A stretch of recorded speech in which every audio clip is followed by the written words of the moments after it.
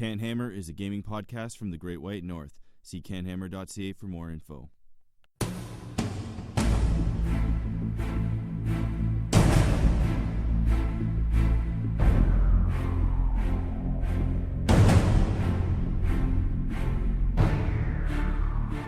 So, I heard you had something funny that you wanted to share.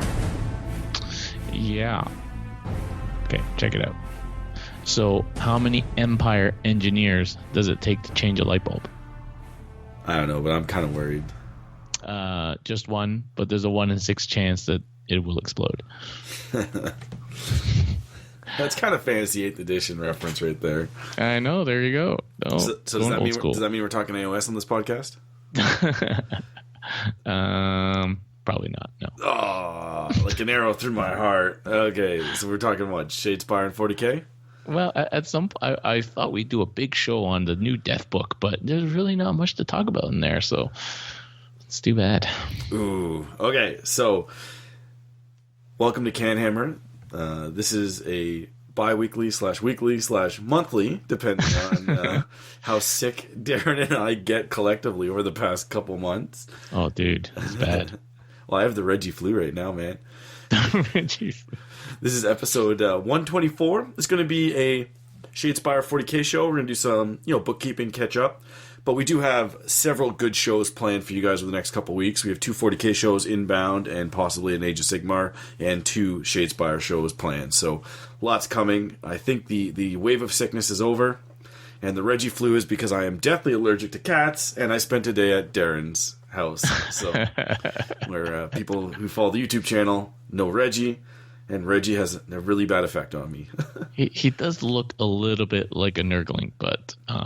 he's a Nurgling. He definitely gets up to the same amount of mischief. He's a little kitty Nurgling. So, I'm your host, Chris, and I'm joined by my co-host... Darren. Yes, we have no special guest tonight, but that's okay. So we have a couple... We don't have any redactions. I think our last show about the top 8 lists at LVO, we didn't screw up too much, so we're good. But we do have some shout-outs, so we have some new patrons. So take it away, Darren. Yeah, thank you very much, of course, to our current patrons. Your support is very much appreciated. Help us push out more content and improve what we already do. And special thanks to our new patrons. We got Danny McDonald, who attended our last P&P tournament. I think he's from Kingston. Yeah. He came all the way up from Kingston to the last P&P and so thoroughly enjoyed himself that he decided to support us on Patreon. So thank you very much, Danny. And I have to say... Danny is a gentleman. I've played him twice now, and him and I played final round at P&P, and I made a mistake, and he actually let me take it back. No questions asked. So didn't Tony you? I don't like using that term. I think that's done. That's done. But no. I don't know. I feel like it's going to carry on in perpetuity.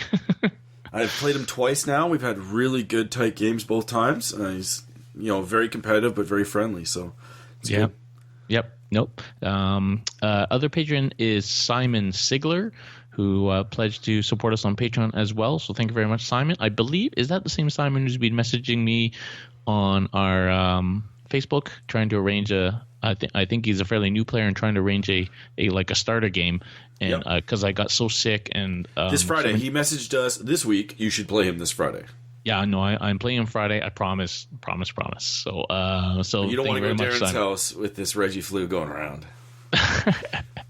I've been getting a lot of messages for more Reggie, so I guess that's from the safety of people's own home. So I'm just the freak with bad genetics, I guess. Who, Reggie or you? Me. I had cats growing up, but man, it was horrible now. And our final new patron, Umut Akar. I hope I pronounced that properly. So thank you very much, Umut, for your support. And that's it. 3 new patrons. Sounds good. So we got a lot of stuff that came. We're not going to go too deep into some of the new stuff that came out, but we're going to kind of cover it. And then we have a lot of bookkeeping and stuff we want to discuss. So first thing, Thousand Suns Codex dropped since our last show. Yes. What do you think of that? So I like it a lot. It's very cool. They took basically all of the Age of Sigmar Tzeentch stuff that wasn't in 40K, and they kind of chose this book to put it in. At first, I was very skeptical of why Beastmen, Zangors, and Enlightened, which are Skyfires and Zangors, I was kind of skeptical. Why would you guys put them in the Thousand Suns book? They're supposed to be like a Legion, and I'm sure it's justified in the fluff. But then I kind of was thinking, if they didn't do that, this would be a very boring codex, because it would just be like Rubric Marine, some Terminators, Magnus. And Magnus. And that's it. Yeah, this gives it like a Horde element. It gives it a combat element. That's not just Magnus running through stuff. It gives it some like archers, which are crazy. Which is a little bit crazy, but there you go. Yeah, and they're pretty good. So they're called, they're basically disc riding Zangors. They're called Enlightened. They could be called either Enlightened or Skyfires in Age of Sigmar. They have bows, 2 strength, 5 attacks, Ren -1. They auto wound on 6s. They're pretty nifty. They move 12. They're decent in combat. You can give them spears, make them pretty good in combat as well if you want to. And of course, you can take Arumon, and you can like warp time these guys around and charge stuff and just shoot stuff off. It's like a nice Devastator unit that's a bit more fragile but faster. Yeah, and they got a bunch of people who can buff them, and so they can do like the mortals on 5s and stuff like that. So no mortals, no mortals. That's a lie. No mortals. You're completely wrong. Auto wound. Yeah. But there's a bunch of buffs and stuff that make them pretty nice. So I think we'll be seeing a bunch of those. So. Yeah, and the stratagems are pretty cool. Like they got. Yep. I feel like it's a combination of maybe Chaos Space Marines and Demons, in that you can deep strike some units and you can fight twice. And then there's some magic buffs, so it's a pretty cool mix of those two books, and you have access to all the lores between Hereticus and the 2 Tzeentch ones. So yeah, so what do you think of Magnus getting more expensive, losing his reroll 1s to save, but getting access to like 12 more powers? I think it's kind of answered itself. I would say Magnus has been losing favor the last little while anyway. Mortarion was for a while there a clear better choice, but ultimately nobody really likes taking big stuff anymore because it's a big liability. I think you're just not going to really see him too much. But he's not bad, right? Like, he needed to lose it. Like, a 3+ rerolling 1 big monster is just not fun for people to play against. So he has better powers, true. I'm torn on it. He fell out of favor with me a little while ago, so I'm not really like that concerned with it. But you're not really seeing him anymore. And if you go on some of the Facebook for sale groups, you'll see a few Magnuses up for sale. Jay. Oh man, the day of the Primarch is over already, eh? Yeah, but the cool thing about Thousand Sun book is, like, a lot of the Chaos books when they come out, they're basically like soup books. Like, Chaos Space Marines was definitely one of the first like soup books. Demons, especially, that's like definitely soup. Because it's not super standalone. It needs a lot of the Chaos Space Marine elements. You put the tree in your Chaos Space Marines, or you take some Flamers for some support, or some Pink Horrors for some support, or even Plague Bearers for that matter, of your CSM list. Whereas this Thousand Suns book came out, and it's the first book where I'm like, this is standalone. Like, this is a Chaos faction that could be like I play Thousand Suns, I'm playing like 80% Thousand Suns. Like, you're still going to add in those soup elements, maybe not, depending on what you feel like, but I kind of like that, because a lot of the Imperial books that come out, they're soup. They're Custodes. You're not going to run a pure 2,000 point Custodes army. You're generally not going to run a pure Admech army. You're not going to run a pure Chaos Space Marines. I guess you kind of could at one time. Not really though. Like, you might as well take a couple demon choices. But if somebody said, I just want to play Thousand Suns, you can do it. Yep. I know that Nick is getting hard into it and thinking running Thousand Suns. So yeah, he's doing a 20-man Rubric Marine deep striking. Yeah, ball. He's really up on those Flamers. He's loving those for some reason. I mean, they're good, but I don't know, 20 Rubric Marines. It's not what I would put in the list, just because this game is about numbers to a certain extent, and you want to roll more dice so that the odds even out. You want to have more bodies so that you can have board control. You can tie more stuff down.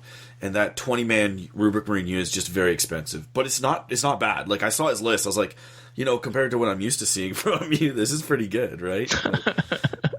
Because he had a couple units of Enlightened, and he had a couple big blocks of Zangors, too, which are great because they're cheap, and they fill out kind of your core elements. And I believe you had some Brimstones in there for command points, so yeah. Pretty good. That's it. What else came out? So you said your Death book came out, but you're a bit disappointed in that. Custodes. Well, I was going to jump between the two games, but fine. Oh, fine. We already kind of talked about. Yeah, no. Death was disappointing. I didn't expect there to be flesh eaters in there, and there was not. And in fact, they've just FAQ'd that the data slates in that book for units that are in flesh eaters, like terrorgeists and things like that, they've changed the keywords to the flesh eaters so that they don't get that shit either. So flesh eaters totally separate. And I think, they added a bunch of cool stuff for death. They changed summoning into healing, basically. The gravesite thing is interesting and fun, but there's too many requirements for you to use it successfully. This came up. Question from Dominic from Age of Sigmar. If you're running a doubles tournament, do you allow if you have a double death player, because you get 3 of those things, right? You get 4. 4. Sorry, it's 4. Do you allow both players to have 8 and share them, or do they act in what do you think of that? I don't think you need 8 personally, because if there's any enemies near it, you can't use it, and so if you have 8, you won't be able to use half of them anyway. So I don't know. I guess you just let the deal decide. You should probably just test 4 it out per team. Just do I said just do 8, but 4 per player. So it would kind of encourage the players to put them side by side. I think that's what I said. I don't know. Yeah. I say lots of things, but I feel like there's just too many things you need to fulfill before you can use those successfully. Like what? Give me examples. I can't remember. I have to have the book in front of me, but when I read it, I was not super impressed that it was going to dominate the game or anything like that.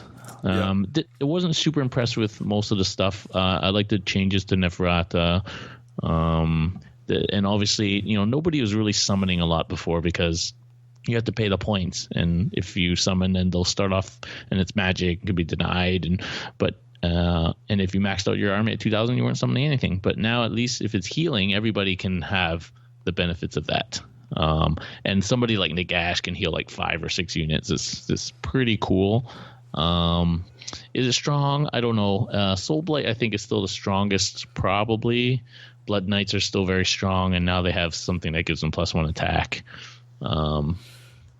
Vampires, Soulblights. So it sounds like we have playtesting to do, or you do. Yeah, I was going to actually use those Lord of the Rings Morgul Knights as Blood Knights, but I think the scale is wrong.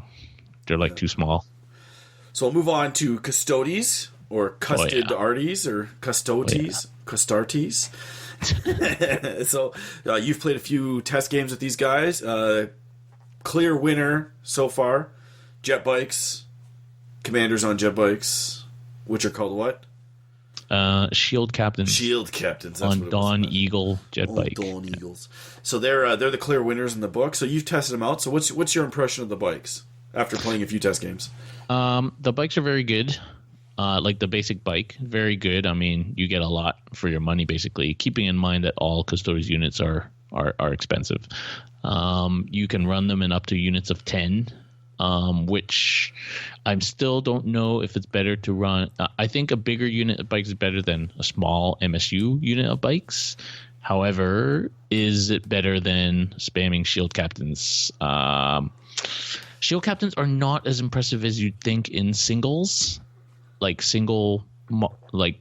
captain going around is not going to kill a huge amount of stuff, but it's very hard to kill. Well, what about 5 of them, right? 5 of them going into a unit. It's pretty dangerous. Oh, yeah. So I think if you're going to run Shield Captains, you have to run them in a little bit of a pack. And then if you're going to run Bikers, I feel like you need to run at least 5 or 6 in a unit, just so you maximize shots, you maximize stratagem use. But I think I don't think it's super competitive to play mostly Custodes. We'll see. Jeff in Control is bringing mostly Custodes to Adepticon. Just bringing Bear, Guard, and some Assassins otherwise, but he's bringing mostly Custodes. So we'll see how he does, but I feel like it revolves around bikes, and it goes very well with Guard, which is what I'm currently running. It gives Guard what it doesn't have, which is mobile, pushing forward, hard to kill, can do damage in shooting with the Hurricane Bolters, and damage in combat. It really gives Guard what it lacks.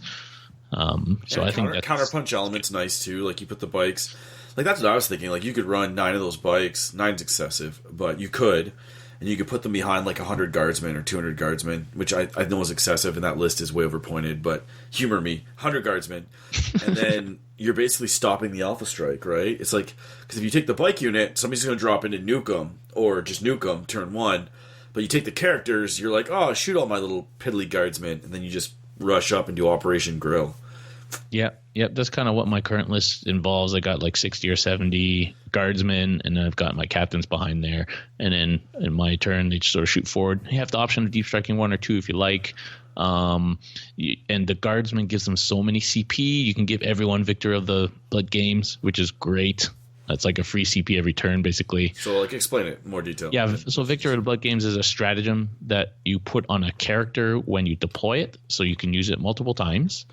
It does cost you 2 CP a time, but if you have your Guard, Grand Strategist, and Kurov's Aquila sitting already on the board when you start deploying your captains on a 5-up, you get those back. So on average, you're getting half of them back probably, or a third of them back. And then so this stratagem lets that character reroll a hit, wound, or save roll every turn. They don't generally need to reroll hits because they're already rerolling ones, but they could definitely do with some rerolling wounds, and very nice to have a 4+ or 3+ invuln rerolling 1 on your opponent's turn. So that's for basically 1 CP, and you get that for the rest of the game. So that makes them even harder to kill. Yeah, you get a lot of CP if you took like a minimum guard, or even like a fairly flushed out guard for what 800 points. You can probably get like 9 to 10 CP. Yeah, pump up your captains. Now you got a pretty mobile, crazy force, right? Yeah. So that's kind of the force I'm kind of trying out right now. So it's pretty cool. I think all the other stuff is just a little bit overpointed. And we'll see. The Forge World experimental rules were released for some of the Forge World 30K Custodes models, and they're asking people actively to test it and send them feedback. So we'll see. Did you actually test it before sending feedback this time? I have tested a little bit. Just on the, I'm really just interested in the dreadnoughts. I think the vehicles are probably not something you end up using, but yeah, I've been testing the dreadnought, and I'm currently painting it too because it's such an awesome model. Yeah, it's gaudy, but yeah, it's nice. It's nice. Anything else? Anything else new that came out besides Shadespire? We'll get to that at the end. No, just the big announcements. Tao's probably coming out in a couple of weeks. Heard bad things. Been some early leaks, but I'll wait till I see the official stuff. I heard it's going to be unimpressive. Take that with a huge grain of salt. But you want to talk about some of the rumors, or? Sure, yeah. All right, so I heard that there's going to be 1 captain per detachment, 1 commander per detachment, which takes care of commander spam, basically. I guess, yeah. And I heard they're going up in points, but I'm not 100% sure. And I heard that Riptards are going to get better. Yep. And that's all I've heard, but I haven't been paying much attention to the rumors. Yeah, and so the general rumor, which I heard, is that basically the book is decent, but it's not on par with a lot of the other top books. It's kind of just maybe it's more balanced, and that's not really a good thing if you're trying to win tournaments. But that's kind of what I heard. But we'll see. I hope I'm wrong. I hope they maybe fixed it or blah blah blah. We don't have any insider knowledge or anything like that. That's just kind of the rumors. Yeah. So I hope they just give Tau something more than just commanders and drones, and that they can compete. I mean, was that a dig at a certain somebody?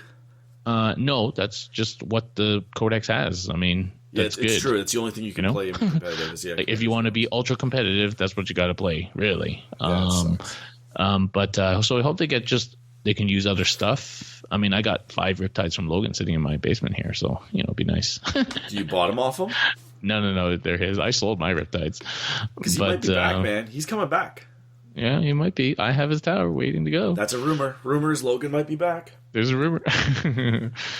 And so I hope they just get more stuff to play with. And like everybody wishes their codex when it comes out is the best codex, but it might not be. But people shouldn't necessarily take that too hard. Look at Eldar, right? They came out and people knew that they were busted, but not for like months. Well, I would say like some people knew right away, but you're right. Like I would say it wasn't public knowledge, or it wasn't common knowledge for a while. Yeah.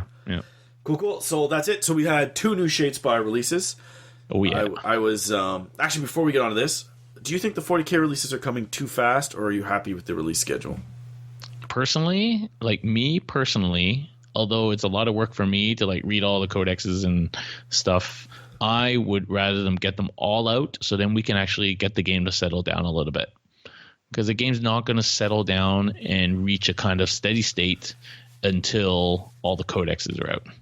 And I want everyone to have a codex, because then there's no more. And then I want to get rid of all the indexes.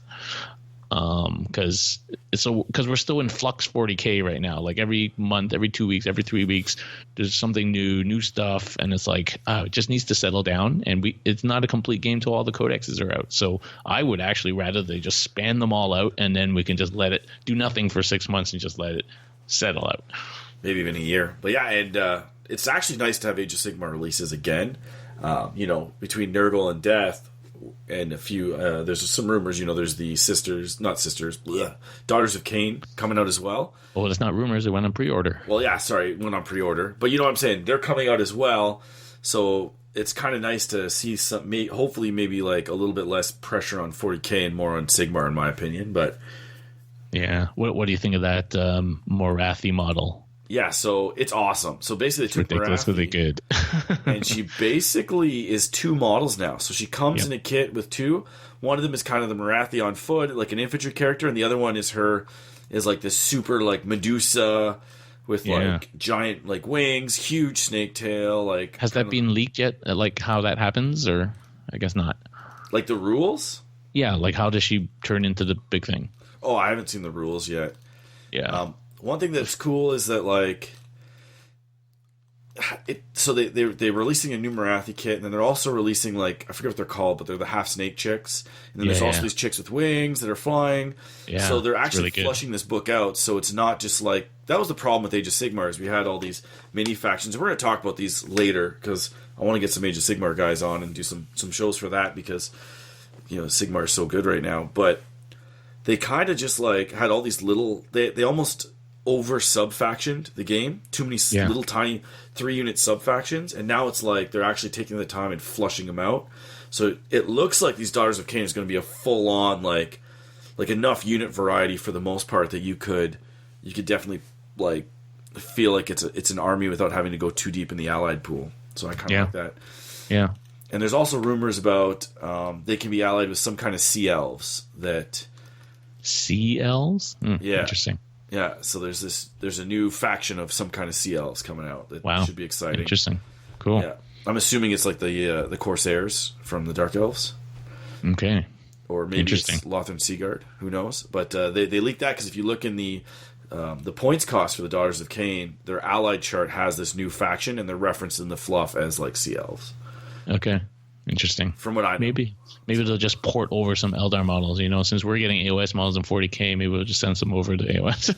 I don't think it works that way. I just don't. No, because we got guns. Yeah, I don't think guns can. Oh well, you got guns in the Karajan Overlords, so it could happen, man. Kinda black powder weapons, I guess you could say. Steampunky.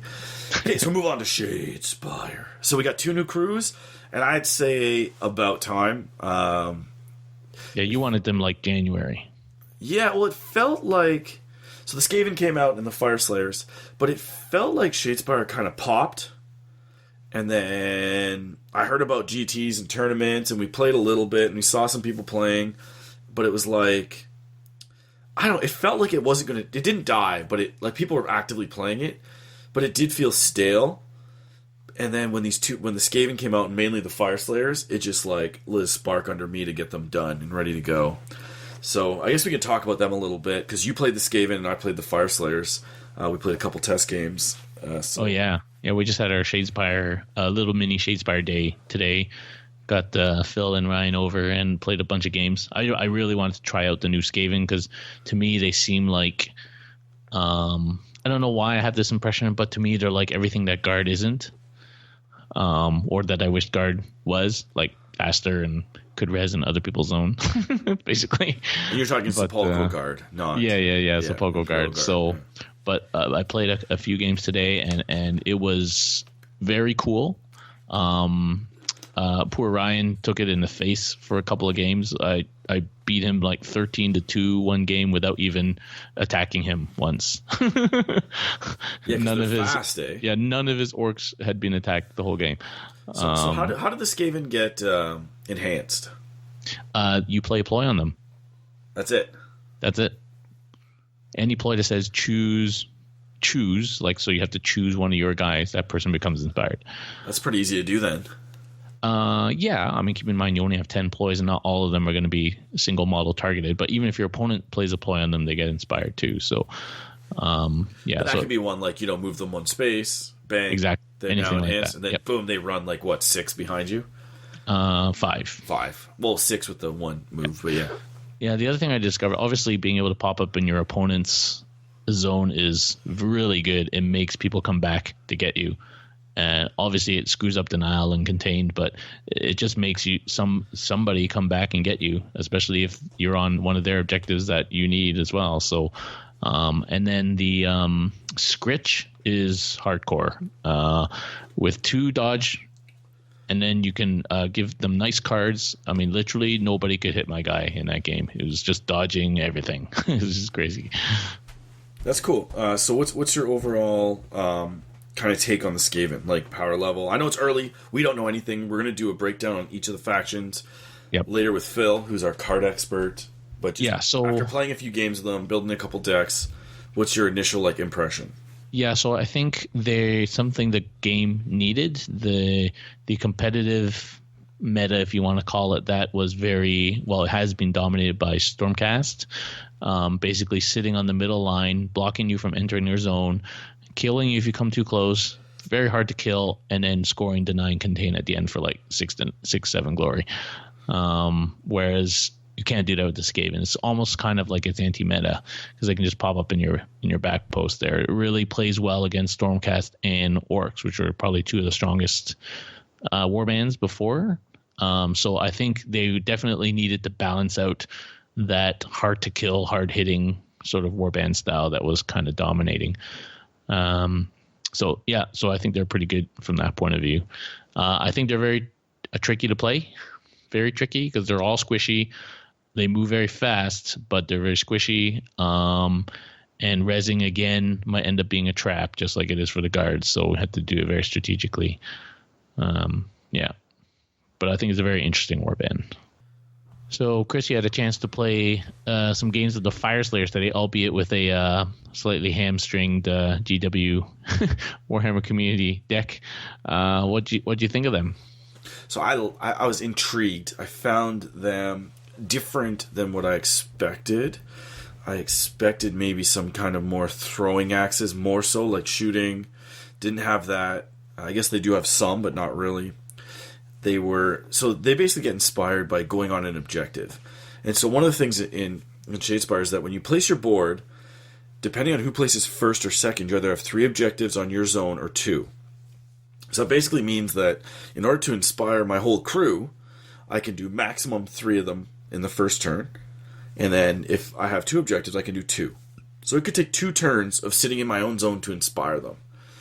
And so what I found is that it's actually a really big deal to inspire them because they go from 3 wounds to 4, right?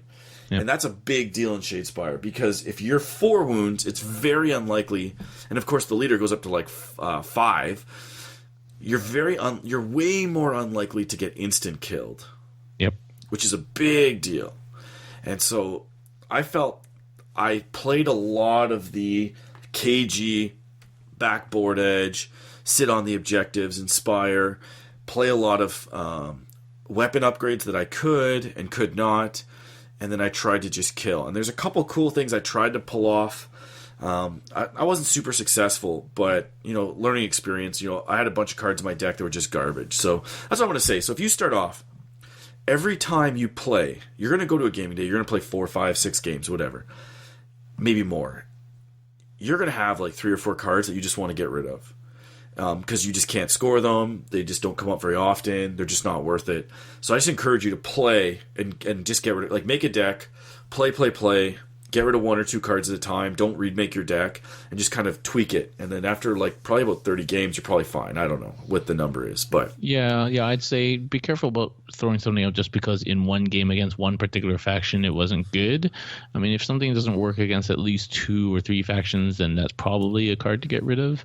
But I found like it was noticeable. Like there was 4 or 5 cards that were like noticeable. I can't use this. Oh yeah. Oh well, we knew that even when we were making your deck, we're like, oh, this is probably not going to be good, but we'll just put it in for now. Yeah, because they're so new, and I put more priority on painting them than getting the deck. Yeah. But yeah, so it was cool. So it's a lot to think of. Like, do you put your objectives forward with them and you try to run in more aggressive and get on the objectives kind of midfield, or do you like run backwards and you put your objectives back and you kind of take 2 turns to inspire your whole crew and do kind of a countercharge thing and bait your opponent? Now, the only reason baiting your opponent works is if you have enough. If you're getting enough glory that you can kind of afford to force them to come to you. I think it depends who you're playing. Well, that's a given, right? Yeah, if you're playing against Skaven or Guard, you put your objectives further forward and you start to do damage and just end up on the objective. So you have to stand on it in the end phase, not just kind of stand on it at any point. But you're still doing enough damage uninspired to kill skeletons and Skavens.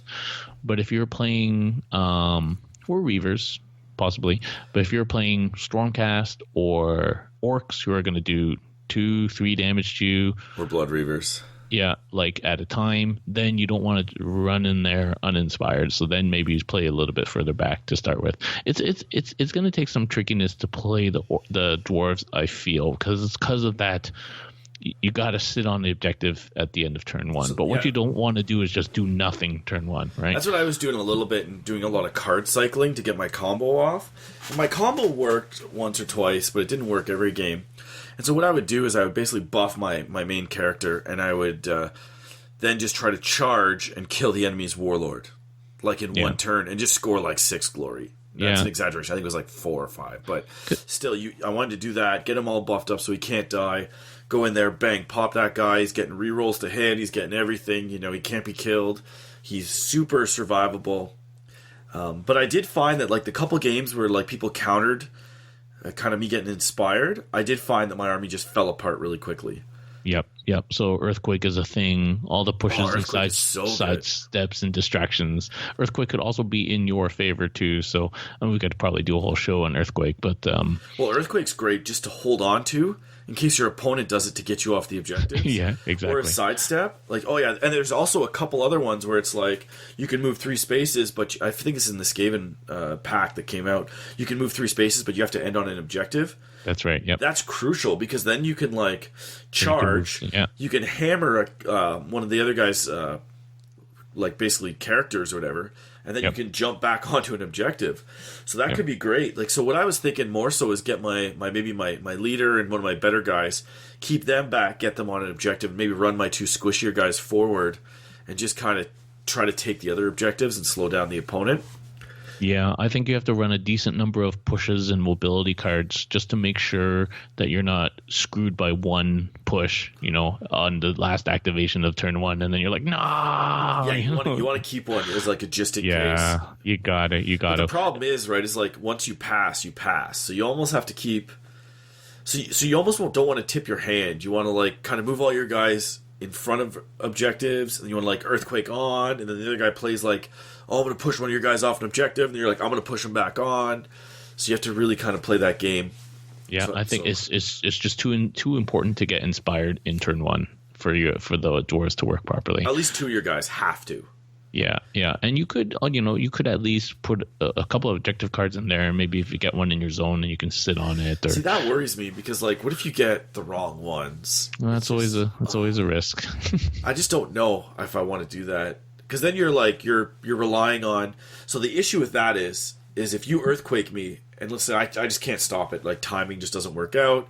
Yep. You've now stopped me from scoring glory for the objective cards, and you've stopped me from inspiring. Whereas I'd rather kind of not put all my eggs in one basket, I guess you could say. Yeah. But then one thing I did find is I was having trouble equipping items. So there's one combo that I was working on that was basically you can equip an item for free, and then your character that you equip it to can fight for free. Yep. So what you do is you like charge in like your leader, and then you hit like their leader or something, and then you have, there's another one where it's like reroll the hit, so you reroll the hit. If you don't kill them, and then you can just equip an item on them and fight for free. Yeah, Phil did that combo on me. A seemingly harmless person suddenly got upgraded for free and whacked me, but luckily he fluffed. But yeah, that's a good combo. But it works really well if you're going for like, and the Fire Slayers tend to be like, because their stats are so great, the upgrades go a long way. Like +1 damage on it is like damage 4. You're killing any orc like straight up. Yep. Like damage 3 is all over that faction. Yep. So it's great. Yep. And like even damage 4, damage 5, like I was one-shotting people's friggin' leaders. It was pretty good. I like them. I really need to tweak that deck. It was worth it. And one thing that I should say is buy the GW card sleeves. It makes your life so easy. Yep. I think they're worth it. If you're going to play a faction, the GW card sleeves are the number one buy. Yeah, they're not too expensive, and you get the clear ones, so you can flip them over for your crew, so you don't have to take them out of the sleeves. If you take, Phil. You get, you know what I mean? Your cards don't get mixed up because they're all the same back. You know, they have distinct differences. Yep. It's well worth it. But if you lose one sleeve, you're screwed. And how about all your big bag of dice there, Chris? Well, I got all the faction dice. I want all the pretty colors. It is very colorful, yes. Don't blame me. You're just as bad. Be quiet. Okay, so we'll take a quick break, and we'll be right back. Hey guys, Martin here from wargamesuk.co.uk. Proud to sponsor their boys at CanHammer. Come check us out for some great discounts on all your hobby goodness and needs.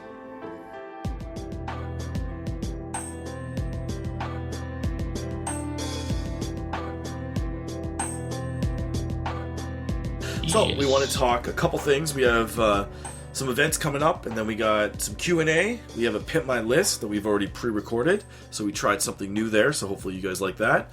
And then we'll wrap it up. So we'll start off with Capital City Bloodbath. I guess is getting run this year, August 18th and 19th in Ottawa, Ontario. We're hoping to make it a 40k ITC Major and an Age of Sigmar GT if possible. That'd be great. We're also doing some Batman and some War Machine, so it's good times. Maybe some Shadespire, but maybe not. It might conflict too much. It's pretty good. Darren's joined the committee this year, right, Darren? Yes. I'm unable to be disentangled. No, I'm looking forward to taking part in organizing and stuff this year. So be cool. Yeah, and he says take part, but I do most things. But anyway, so the other thing that we want to talk about is we have CanHammer Team Tournament coming up, and so that's April 28th and 29th, 5-player ETC style in Cambridge, Ontario. That's run by John Green, and then the rest of us kind of support him and do all the background labor while he takes all the glory. So, a couple things. We released the ETC 2018 pack. Basically, we're following that word for word, except we're 5-player teams. Schedule's different, a few other things. We're going to have a day of pack come up. We're looking at about 3 to 4 weeks prior to the event, having a cutoff for books and facts and all that good stuff, as well as having a list submission deadline, which should be pretty good. As far as, like, we've had some requests and some questions that will come up later, but we can't really answer them, is who's going to win it and who's the speculative, is we have a couple teams that are looking pretty strong, but until the lists are submitted, I don't feel comfortable really speculating on who's going to do well because I don't know list composition. Like, like without looking at a true team and what kind of list they're playing, I can't really speculate. I do know there is Josh Chatton has a stacked team. He has a couple Americans and an actual ETC player, Eric, from the Canadian ETC team, is playing on his team. I feel like my team's pretty stacked. London, of course, 2-time champions. They'll be back. So they'll be the ones to watch out for. But, I can't speculate too much yet. But once the lists come out, we'll definitely do some smack talk and let you guys know who's the best. Yeah, so we put in cutoff on the FAQs as well. I guess they're not supposed to release a major FAQ only twice a year, but even for like a new book. Cut off on major changes and new books. Minor tweaks, no. So sometimes ETC FAQ comes out, might come out 2 weeks before, but it's got like minor clarifications. Like clarification on this rule and that rule that some people are like worried about. It's not going to invalidate someone's build or something. No, it won't invalidate somebody's build. Yeah. Okay. Cool beans. We're also looking at running a Shadespire tournament in Ottawa. We don't have a date yet, but it's coming. And we're sort looking of at running mid-April. Age of Sigmar. Mid-April and an Age of Sigmar single, like, one-day tournament as well. But that date's to be decided. Yep. Cool. So I guess we'll move on to Q&A. Yeah, we've had a bunch of people ask some questions on Facebook here. Do you got anything on Twitter, Chris, or not really? I didn't post. So, okay. So from Jared, what do you think a better choice for an AOS army? Warherds, Spiderfangs, or Nighthaunt? Competitive level, Nighthaunt. None of the above. Spiderfang, cool factor. Yeah, Nighthaunts, it can be good. Those whatever Spirit Hosts are pretty hard to kill. Everything ignores Rend, which kind of takes a lot of things out from killing you. You can ally in, you can straight take Mourngulls, which are still decent, although not quite as crazy as they were before, but you can still take them. And now they have some extra stuff too, where you could run them in a Legion of the Gash or something like that. So I think Nighthaunts is decent. I don't think it's the strongest death. I think Soulblight's still stronger, but the ignoring Rend thing makes a big difference. Things that are scary are not as scary when there's no Rend. Yeah. Yeah. Next one. When's Darren's Forge World intervention scheduled? I would say I might need one too as well soon. I don't need one. Yeah. I mean, I don't know. I don't think you need one, Chris. Do I need one? No. Nah, it's fine. We're fine. Those people want to send their kids to college. Hey, man, if those Forge World Custodes rules are good, there's going to be another Forge World order coming up soon. So yeah, that was from Carl. Next we have David. What happens when Fabius Bile enhances a squad of cultists, and then that cultist squad is recycled through the Tide of Traitors? So we'd have to read the exact reading. Can you pull that up, and we'll come back to it? So which codex is that? Chaos Space Marines. Okay. Then we have basically Jason. What would you recommend to buy for someone looking to start a competitive Caradron Overlords army? That's a good question, Jason. A lot of the builds are pretty standard. They go with a lot of the balloon guys as well as one of the big ships. So you take one of the larger ships, you basically load it up with everything, deep strike it in, drop out, and just do a ton of damage. And then use the mobility, because they move 12 inches, so you can cover a lot of the board, and they do a ton of damage. That's the general competitive builds. You can look at the UK Masters. There's a really good list on there. If you go to, I think it's Bad Dice, check them out. They have like all the lists, and his list is really good. It's a big ship, lots of ballooners. That's the only competitive way to run them currently that I've seen. A lot of the other lists just don't stack up. It's kind of one-dimensional codex right now, or battle tome, but that's definitely the way to do it. Next is from James. Idea on painting large numbers of model, i.e. orcs, and not hating them. I love the big models, but the boys are a pain. How do you keep going? That's a tough one. So I've done 90 boys before. I did them in 2 weeks, and that was the best way to do them at that time. When I was maybe single, what I would do is I'd have an event where I wanted to get them done for. I would sit down and I would just take 90 of them, and I would get home from work and I would just do like all the green. Then I would do like all the gray, all the red, and then I would wash them. And it's going to be like painful. It's going to be very hard, but you're just going to get them done. That's that option. The other option, which is like more enjoyable, but it's like a lot more, I guess you could say, time, is you could just do like 5 a day. Yeah. Like get home. Tonight I have to do 5 of them to wash stage. So you paint 5 of them to wash stage, then you move over and you highlight 5 of them, and then you wash those 5, and you've essentially done 5 full models, but you kind of have 10 in progress. And so that's what I've been doing with the Fire Slayers, is you just do like 5. So you're actually touching 10 models, but you're only doing enough work for 5 per night. And that only takes usually a couple hours. And next thing you know, you'll have, like, it's going to take you a month or 2, but you'll have them all done if you stay, like, kind of consistent with it.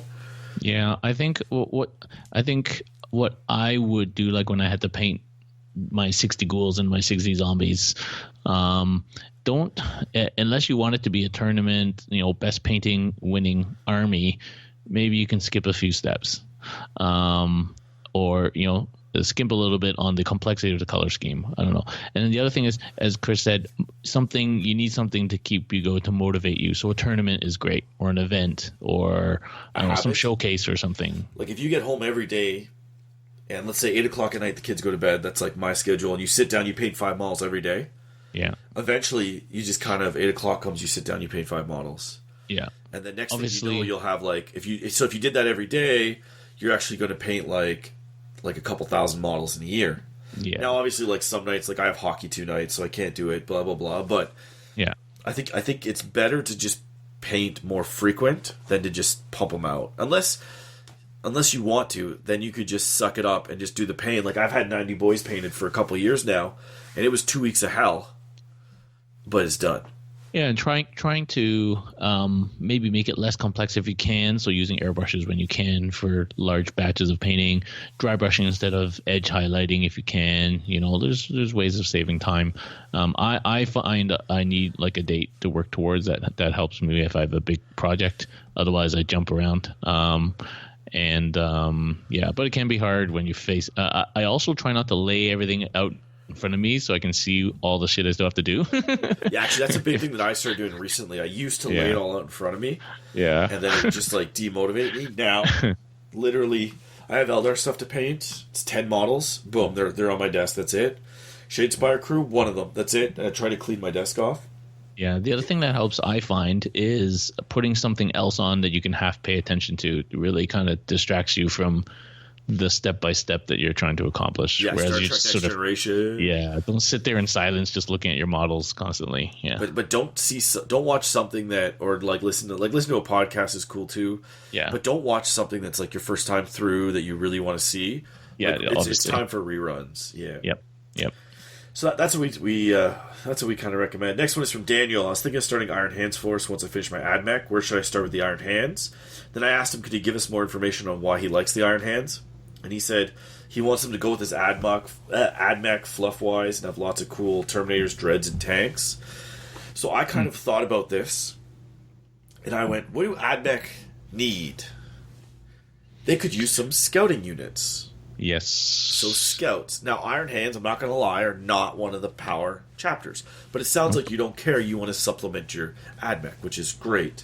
Yep. So I kind of thought, like, if you want to start, I would probably start with an HQ and 2 to 3 units of scouts, or 2 HQs and 3 units of scouts. It kind of depends what you're thinking.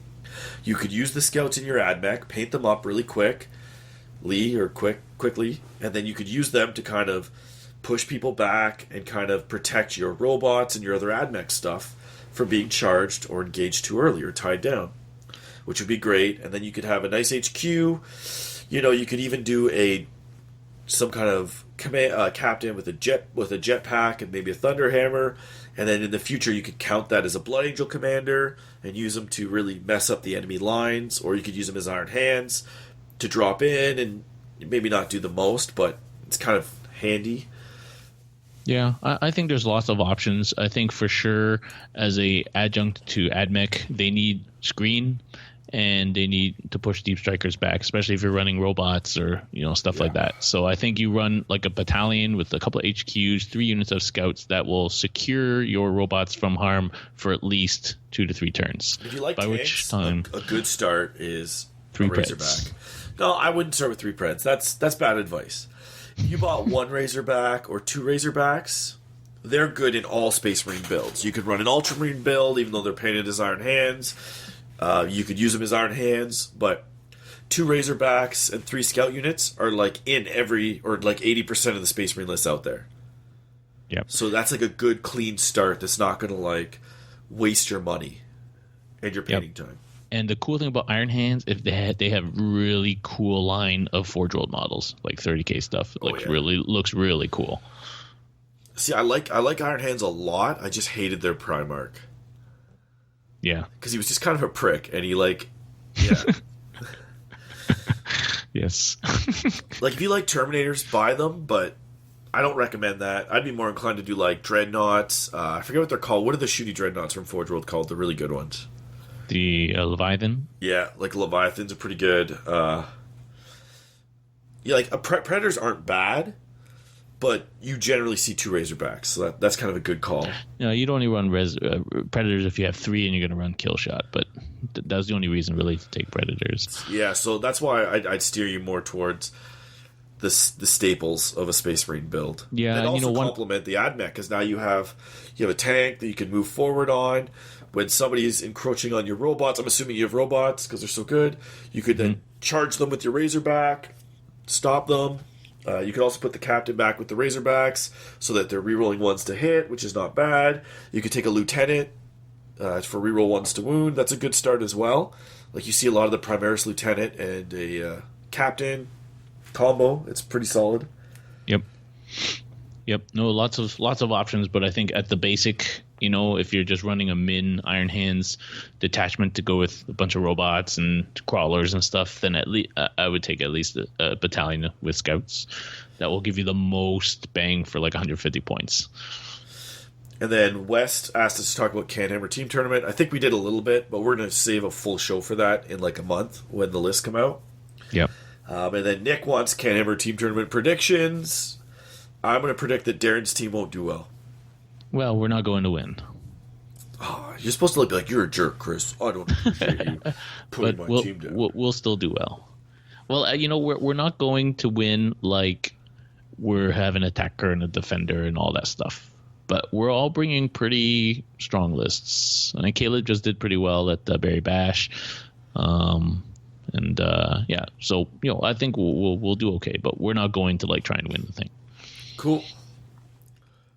So with that, we're going to now play a clip. We tried something new. We wanted to do a Pimp My List, but we had Ryan in person.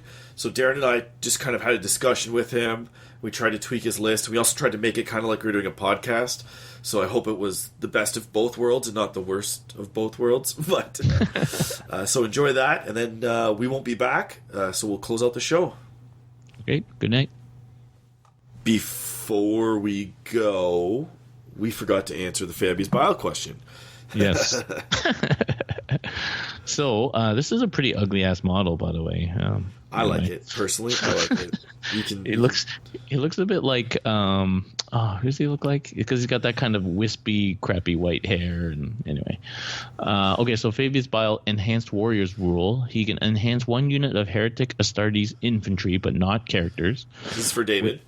Yep, within 1 inch of him at the end of any movement phase. First of all, the unit blah blah blah takes a bunch of mortal wounds. Then roll a d3, refer to the table below. The bonus the survivors gain for the rest of the battle and can only be enhanced once per game. Yeah, so now go to Tide of Traitor Stratagem. I don't think it's going to be answered, personally, but we'll see. It's just whether or not they're replaced with a unit at full strength or the unit comes back with more models. Interesting. Okay. Tide of Traitors for 2 CP. Use this stratagem at the end of your movement phase. If you do, pick a unit of Chaos Cultists and remove it from the battlefield. You can then set it up again. Yep. So you still get buffs. So they keep the buff and they do get all their guys back. At its full starting strength. Yep. Sounds good. I like it. You see Fabius Bile a lot, man. He's not a lot. You do see him. He's not bad. Really? I've never seen him before. I've seen him in a couple cultist lists. Yeah. Okay, cool. Right, because then you can bring him on. So now you're like, oh, you're buffed. I'm going to come on behind. I'm going to deep strike in my sorcerer. I'm going to give you +1 to hit. I'm going to give you like a 5+ feel no pain. And then you have these like 40 cultists behind the lines for 160 points doing a ton of damage. It's a really sick combo. I actually use Tide of Traitors with cultists all the time. I just can't afford Fabius Bile because I take so many obliterators. But how many points is he? 100 and something. I can't remember off the top of my head. Well, I happen to have the book right here in front of me, already open. That's why I asked you, because I was like, I have PDFs, so it's like a pain in the butt looking them up. There's only 109, and that's with work gear too, so not too bad. Yeah, he's not crazy.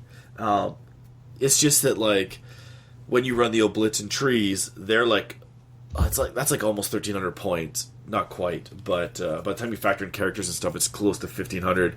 But yeah, if you're running like 40 or 120 cultists, he's a really good asset. If you're running 1 unit, maybe not so hot, but if you're running like 3 or 4 big units of cultists, you can just be like buff, right? Because he does it once per turn. So he's 1 point cheaper than Cypher. There you go. Yeah, but Cypher's not good at all. Oh man. Welcome to this Pimp My List segment. We have Ryan, and we're going to pimp your list. Please, I'm looking forward to it. So this is for ETC style, so that means no duplicate detachments, no Forge World. And the only guideline is it has to be Imperial Fist, correct? Yes, I'll put that stipulation on you, because I know otherwise it would be like, Bill, the Gilliman gun line, Ryan. Yeah. What were you thinking? Girly, man. And the other thing, it's for a team tournament, so he's not allowed to use anything that anyone else is using. Yeah, so basically not no soup. guard, no custodies, because I'm using that, but that's about it. Yeah.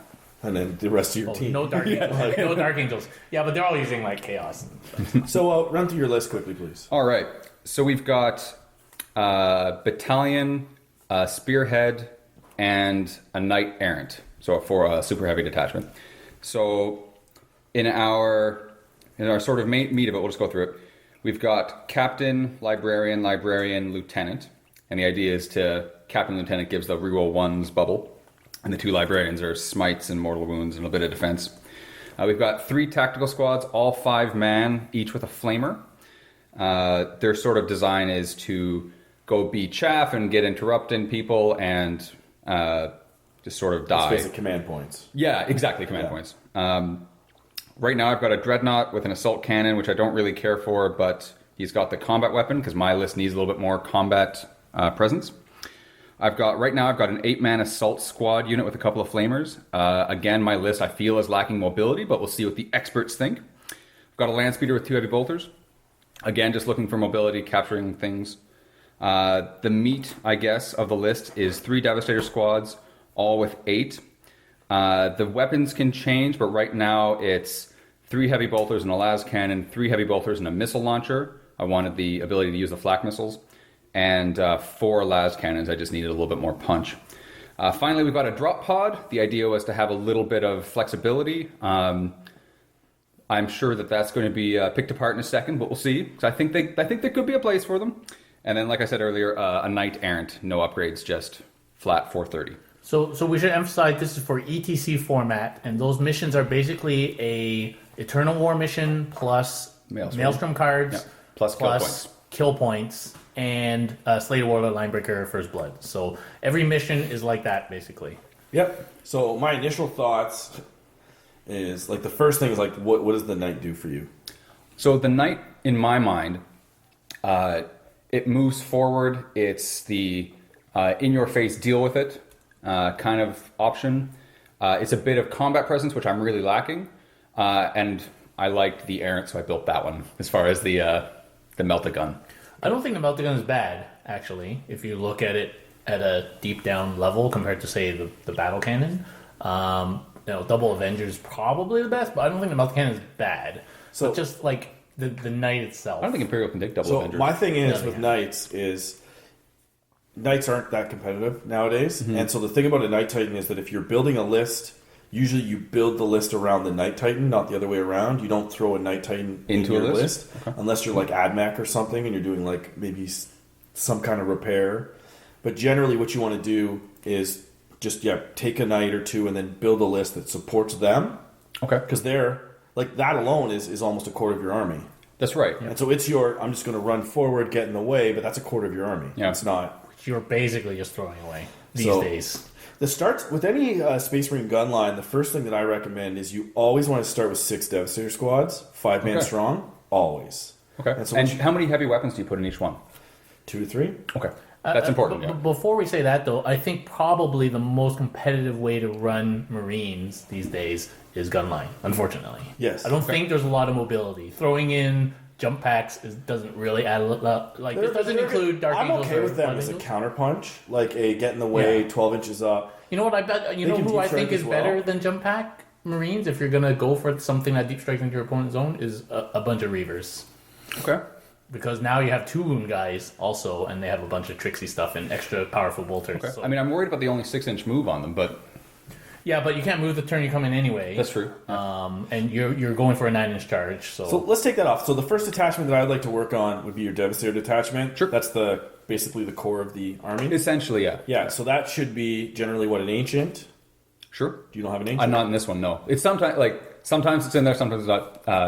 Right now it's not. So maybe an ancient, captain, lieutenant, 6 units of 5. Yep. 2 to 3 weapons each, cherub in each. Yep. Okay. Yeah, that's for 5 points. That's what I would That's start with. maximizing firepower. Because the You know, cherub 2 gives you an las extra cannons per shot, unit. basically. Yeah. 2 At las 2 cannons up. per unit, 2 to 3 heavy bolters per unit because they're a lot cheaper, Yep. more firepower. And then you have that because having an 8-man unit with 3 heavy bolters and a las cannon, even though you can split fire, doesn't really help you out. You want to be able to use the 2 spare guys to kind of move your bubble around. Okay. So there's that aspect of it. So I'd start with there, and that's a good core of any list. I kind of like that you're going Imperial Fist, ignoring cover. That's great. No girly man, so you save a few points there, even though he's worth it in every regard. But Yeah, I mean, as far as if you were going to tell me, Ryan, girly man is absolutely necessary, even though you're not Ultramarines, and it might be. Well, No, if you're not Ultramarines, okay. your captain, lieutenant doing the same They're thing. doing the Right, same for thing. half the cost. I was Other going to say, than- I've other tried than out Charger. 2 captains, 2 lieutenants for double the auras. But I'd throw in an ancient, pick Yep. up some more heavy bolters, pick up some more las cannons, pick Yep. up some more missile launchers. You can mix and match them. Cherubs are 100% necessary. Yep. And that's a good core to any army. Then in your 3 tactical squads, 100% if you're going for competitive, need to be replaced with 3 scout squads. Yep. For screening and area denial. Yeah. Yeah. And if you get rid of the Night Titan, that frees up another detachment. And then there's other things you can look into. So if you say you lack mobility, Space Wolves actually have they can outflank their army, But we're right? sticking Imperial Fist. Yeah, let's stay within a But so vanilla that's what I'm Marines, yeah. saying. So Yeah. you could take a 3rd detachment of Space Wolves Yeah. that outflanks, and then now you have presence on the other side of the board. So you have the scouts to push the other guy back, hold board space. You then have your a couple Space Wolf units that can then come in from their board edge to grab backfield objectives. Because you're playing ETC, nobody else is using the Space Wolves. You might as well look into them, or Blood Angels. Sure. Take Yeah. a Blood Angels detachment, take your Assault Marines, drop them in, move them in charge. Yeah. Like there's There's I stuff. think Okay. I think you got to play. If you're not taking Girly Man, you don't need to have all the Ultramarines getting all the buffs. You can definitely split it up, take 3 different factions, Right. and pump it out. So, So the way I think of your 3rd detachment, so you got enough shit to kill. So drop the Night Ops. You got enough stuff to kill vehicles, no problem. Do you have enough to kill like a whole bunch of Gaunts or cultists or? or is that your role? Poxwalkers? What's your role within the team? Well, we're just going individually. We're not going as a who's the attacker, who's the defender. We all just Well, not even defender. Like, what's your role? Are you an anti-tank player? Are you an anti-infantry player? Are you a take a bad matchup and get 2 points? we're not doing those roles. We're just don't know each that at all. Bringing our own list. So you're all just for bringing an fun. all-around list. Yep. So He has then, heavy bolters. then you're So Yeah, I think you're okay. You're never haven't going to kill the struggled- zombies. No, you're never no, going to no. kill the I zombies. think I'm not sure you're many okay. armies can. no, I think your 3rd detachment could be things like as Chris mentioned, if you want to go into other factions, Blood Angels is great. Yep. Space Captain Wolves and is some great. Death Company, Space Wolves, some Sisters of Battle. some Wolfen or Thunderwolf guys coming in off the flank, like that's hardcore. Sisters. Some sisters, maybe Seraphims, or maybe a couple of Dominion No. squads. Devastators, 4 heavy bolters. They shoot twice. Yeah. Celestine. What is do it you called? need? Control. What are they called? No, what are they called? I can't remember. Retributors. Or if you want to Dominions. stick fists, Reavers, Okay. deep striking, extra strong dudes, basically, or add some Inceptors. Yeah, so I wanted to ask you about that, was Inceptors. Yeah. On paper, I really like the look of a fast-moving, relatively durable against small arms, 2 short-range heavy bolters each. Like, I really like the look of that, and I've been playing around with adding 3 or 6 or 9 or 12 of them. So you're not gonna have the points. Yeah, well, you'd have to, well, you build the list around Yeah, that. but if you right? have your Devastator thing in the back, Yeah. that's where the Inceptors go really well with the new Space Wolves. Yes. Because now you have Inceptors coming on from the flank of the enemy. They don't need to deep shooting. strike. If you want to, yeah. No, they deep strike. Yeah, if you want to. Yeah, yeah. But sometimes, But you could just jump them in 6 inches from the board, and not spend a CP to infiltrate. That's Yes. what I mean. Yeah. Yeah. So, what you could do actually is, if you really wanted to, I mean, I'm kind of running Dark Angels, but if I wasn't, No, this is for you everybody, could put right? Yeah. Dark Angels and Scepters in. wait, If they don't move, which they unit are reroll you talking about? ones. You're talking about the Interceptors. Inceptors. So it's the jump it's the pack jump dudes pack- with the double guns. Oh, I'm thinking of the other guys, the shooting guys. The tactical The primaries? aggressors? The Or the aggressors. aggressors? Oh, I'm no, thinking no, no. aggressors. If you are going to run aggressors, Space Wolves aggressors. Yeah, sorry. Yeah. I thought you guys. Yeah. I get Yeah. those mixed It's up. the only way to infiltrate aggressors other than putting them in a Thunderhawk. I was like, that's not right. But Inceptors, if you run them Dark Angels, for example, they get Grim Resolve, so they reroll their own ones as they overcharge, and you can weapons with Dark But then you're just creating a bigger bunker of shooting. When ultimately, if you're going to make one big bunker of shooting, go Ultramarines because it's the best. But if you're going for what you're going, combined arms, go something that gets you the mobility you need. which is Blood Angel Space Wolves. Scouts you need, for Yeah, sure. yeah. Those scouts in our game would have definitely pushed me back. Yeah. Yeah. Inceptors do give you mobility because jump pack, right? Yeah.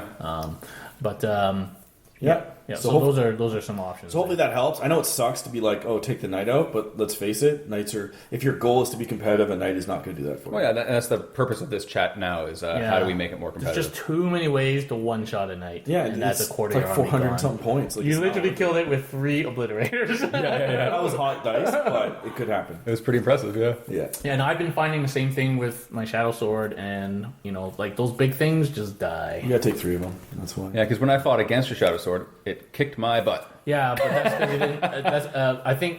Did you go first, or I can't remember? But Shadow Swords are really good. They're a top tier. if you are going to take a super heavy, I feel like They're the best. Shadow Sword probably one of the best. Yeah, Shadow Sword's better than a knight. Well, Shadow Sword's got a really defined role, right? And a Knight's got more of a weird sort of, I can do a lot of stuff, okay. You sort can't of position, buff right? a knight, and this edition's Yeah. all about buffing. So like a Shadow Sword's great because you can be like, oh, you're -1 to hit, +1 1 save. I get to charge you and kill you. Like there's all these buffs on it. Whereas a knight's like, if you take an ad mech, you could I think you can give it like a 4-up in ball or something. But that's really it, and that's not a big deal. Yeah. We'll see what comes out with the book. Apparently, lots of knights coming out. So hopefully that knights. helps. Yeah, hopefully that helps. Thank you for completing this episode of CanHammer. If you'd like more information on what we do, our YouTube channel, or any events we run, see canhammer.ca. If you would like to donate to the show, you can visit patreon.com/canhammer, where you can donate and subscribe, and you'll get some sick rewards. If donating is not your thing, then just leave us a 5-star review on iTunes. That really helps us get recognized and helps new people find the show. So with that, hopefully we'll see you on the battlefield.